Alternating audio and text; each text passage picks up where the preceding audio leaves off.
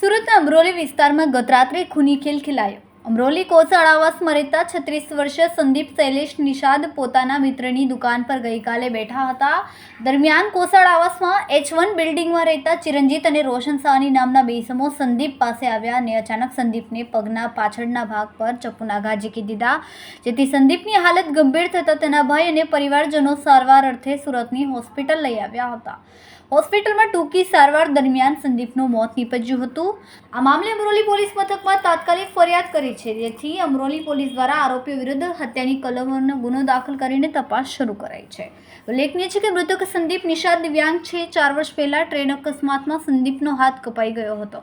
હાલ રિક્ષા ભાડે ફેરવીને પરિવારનું ગુજરાન ચલાવતો હતો। મૃતક સંદીપના પરિવારમાં 3 ભાઈઓ અને માતા પિતા છે, ત્યારે સંદીપના મોતને પગલે પરિવારજનો શોકમાં ગરકાવ થઈ ગયા અને આરોપીઓને કડકમાં કડક સજાની માંગ કરી રહ્યા છે। ઘટનાને લઈને અમરોલી પોલીસે ગણતરીના કલાકોમાં જ આરોપીઓને ઝડપી પાડ્યો। કેમેરામેન સેનિલ વિરાણી સાથે વિશાલ શેઠા, માનવ પ્રભા ન્યૂઝ, સુરત।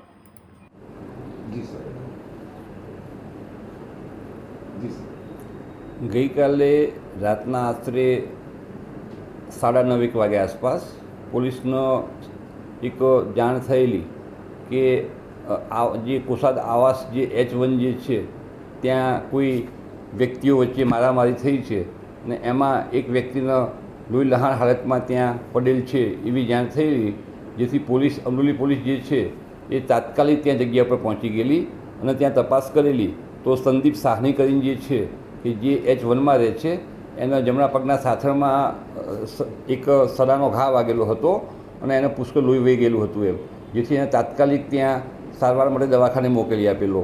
તો ત્યાંથી જે એને ત્યાં સારવારથી પહોંચે એ પહેલાં જ એનું ત્યાં રસ્તામાં મરણ થયેલું અને પોલીસે આ બાબતે જે મરણ જનાર જે છે એ બાબતે ફરિયાદ લઈ અને જે મારવાવાળા જે હતા એ ચિરંજીત શર્મા છે અને રોશન સાહની કરીને છે।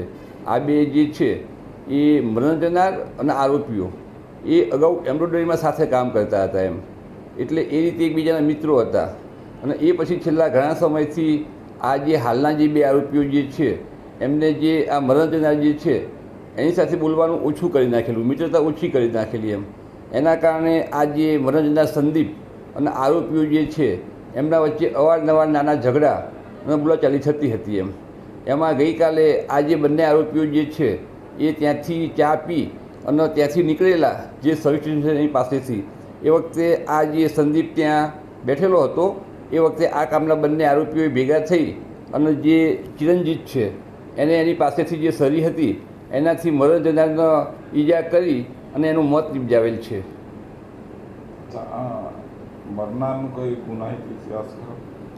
મરનારનું અત્યાર સુધીમાં જે ઈ-ગુજકોપમાં સર્ચ કર્યું છે એમાં એનો એક ગુનો બતાવે છે, પણ એ હજુ વેરીફાઈ હું કરી રહ્યો છું। એમાં એક રાયોટિંગનો ગુનો છે 2018નો, એમાં સરકાર તરફે ફરિયાદ છે અને 2018 વખતે એક એમાં એનું એક નામ છે આરોપીનું, આરોપી તરીકે મરણ જનારનું એમ। એ ગુનો કર્યા પછી તાત્કાલિક અહીંયાથી રિક્ષામાં બેસી અને સુરત રેલવે સ્ટેશન જતા રહેલા અને ત્યાંથી એ કોઈ પણ ભોગે સુરત છોડી દેવા માગતા હતા, પણ આ બાબતની ઉપરી અધિકારીઓને જાણ કરવામાં આવતા અમારા જોન સાહેબ તાત્કાલિક ત્યાં બનાવવાળી જગ્યા ઉપર આવી ગયેલા અને અમને અને પોલીસના માણસોને જરૂરી ગાઈડન્સ અને બ્રીફિંગ કરેલું, અલગ અલગ ટીમો બનાવેલી, જેથી આ કામના જે બંને આરોપીઓ જે છે એમને બરોડાથી આપણને મળી આવેલા એમ। ઘટનાની કેટલી કલાકની અંદરમાં આરોપીને ઝડપી? ઘટના બની છે લગભગ 9 વાગ્યા આસપાસ અને એ પછી આ બંને આરોપીઓ સુરત છોડી અને બરોડા ત્યાં પહોંચી ગયેલા હતા એમ, પણ આ કામે જે આરોપી જે ચિરંજીત કરીને જે છે એ એનો મોબાઈલ જ્યારે એને જરૂર પડે ત્યારે ચાલુ કરતો પછી બંધ કરી દેતો એમ, એના આધારે પોલીસે એનું જે લોકેશન મેળવી અને તાત્કાલિક ત્યાં પહોંચી જઈ અને બંને આરોપીઓને ડિટેન કરી દીધેલ છે આપણે એમ।